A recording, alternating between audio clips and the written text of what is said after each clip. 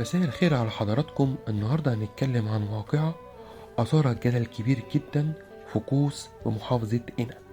سيدة مسنة عندها حوالي 80 سنة دخلت عيادة دكتور جراحة علشان تكشف، لكن للأسف اللي حصل كان مؤسف.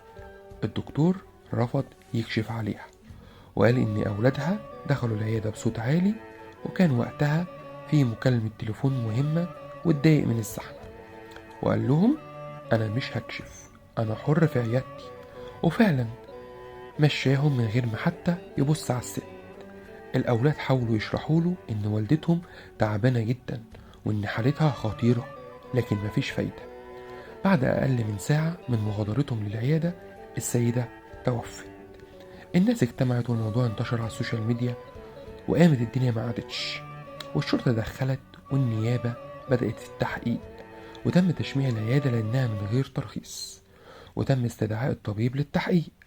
لكن بعد ما حصل صلح رسمي بين الدكتور وأهل السيدة تم إخلاء سبيله. الموضوع ده بيخلينا نسأل، هو المريض الغلبان ملوش حق؟ وإزاي عيادة تستقبل حالات وهي مش مرخصة؟ وإزاي دكتور يرفض الكشف على حالة حرجة لمجرد إنه متضايق أو متعصب؟ إحنا مش بنهاجم حد، لكن بنطالب بالرحمة.